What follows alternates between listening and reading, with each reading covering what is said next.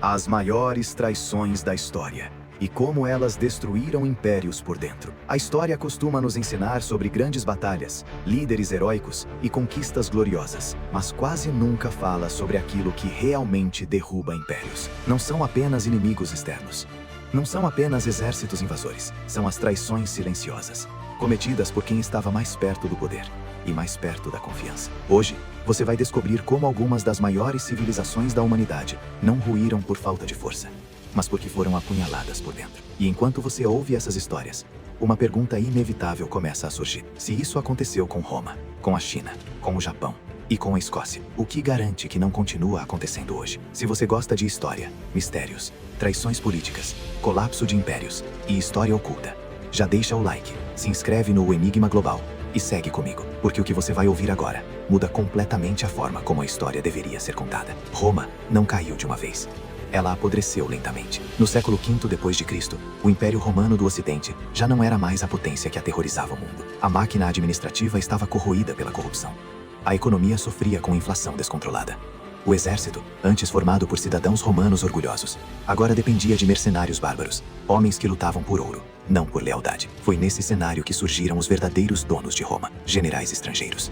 Comandantes que controlavam exércitos inteiros, enquanto os imperadores se tornavam figuras decorativas. Entre eles, um homem se destacava. Seu nome era Ricimer. Ricimer era tudo o que Roma precisava, e tudo o que ela temia. Um estrategista brilhante, um general respeitado, um líder temido. Mas havia um detalhe fatal: ele não era romano. A lei o impedia de sentar no trono. Então Ricimer encontrou uma solução mais cruel. Ele governaria pelas sombras. Para isso, precisava de um imperador fraco, ou pelo menos alguém que ele pudesse controlar. E foi aí que entrou Majoriano. Os dois eram amigos, lutaram juntos, sobreviveram juntos, conspiraram juntos para derrubar um imperador incompetente. Quando conseguiram, Ricimer colocou Majoriano no trono, em 457, acreditando que ele seria apenas um fantoche. Mas Majoriano não seguiu o roteiro. Contra todas as expectativas, ele se revelou um dos melhores imperadores que Roma teve em décadas. Reformou leis, combateu a corrupção, recuperou territórios na Itália, na Gália e na Espanha. Pela primeira vez em muito tempo, havia esperança. E esperança é algo que ameaça quem governa nas sombras. Quando Majoriano começou a planejar a reconquista do norte da África, Ricimer percebeu que estava perdendo o controle. Pouco depois, a frota romana destinada à campanha foi misteriosamente incendiada antes de zarpar. Um desastre total. Sem saber da conspiração, Majoriano foi ao encontro do amigo para pedir conselhos, desarmado, sem escolta. Afinal, quem suspeita do próprio irmão de guerra? Ricimer não hesitou.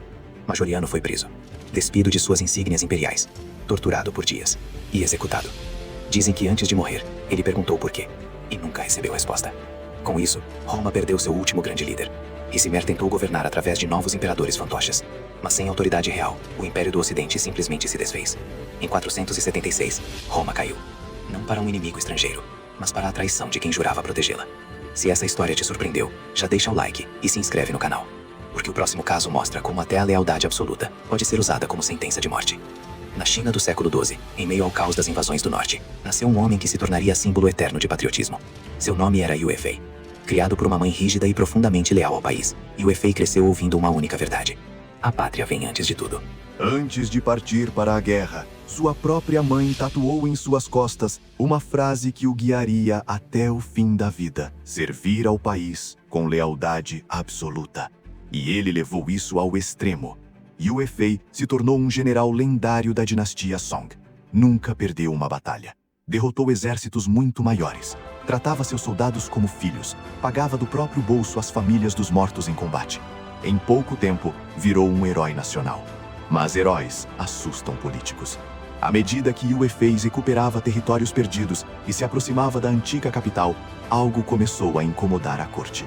Se ele vencesse, o antigo imperador, mantido prisioneiro pelos invasores, poderia ser libertado. E isso colocaria em risco o poder da elite atual. Um conselheiro chamado Qin Hui decidiu agir. Convencendo o imperador de que a paz era melhor do que a vitória, Qin Hui ordenou que Yue Fei recuasse, no momento exato em que a vitória final estava ao alcance. Yue Fei obedeceu, mesmo furioso, mesmo sabendo que tudo havia sido em vão. De volta à capital, foi preso sob falsas acusações, torturado, pressionado a confessar crimes que nunca cometeu. Ele se recusou. Morreu na prisão aos 39 anos, possivelmente envenenado. Décadas depois, a verdade veio à tona. Qin Hui foi eternamente marcado como traidor. Estátuas dele e de sua esposa foram colocadas ajoelhadas diante do túmulo de Yue Fei. para que o povo pudesse cuspir nelas por gerações. Mas nenhuma estátua devolveu a vida ao maior general da China. A história se repete. E no Japão feudal, ela ganhou contornos ainda mais brutais. Durante o sangrento período Sengoku, Oda Nobunaga estava a poucos passos de unificar o Japão. Brilhante, cruel, imprevisível.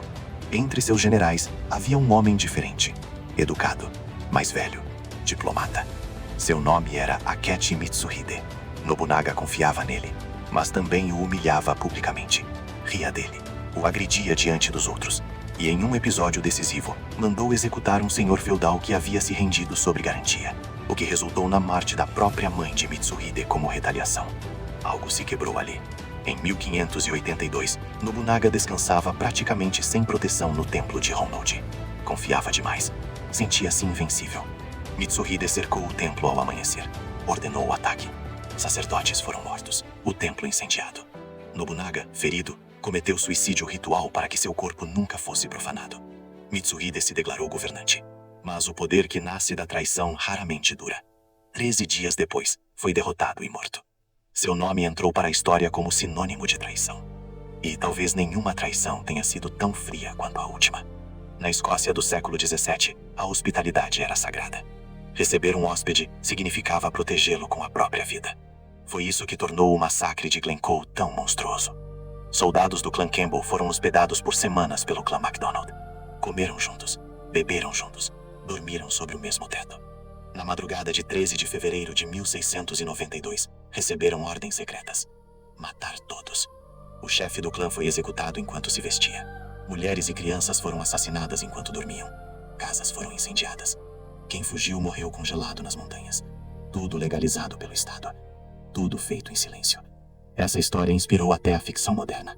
Mas nenhuma obra consegue traduzir o peso real da traição humana. Impérios caem. Heróis morrem. E quase sempre, não é o inimigo que desfere o golpe final. É o aliado. Se você chegou até aqui, deixa o like, se inscreve no Enigma Global e comenta qual dessas traições mais te chocou. Porque a história nunca é apenas passado. Ela é um aviso.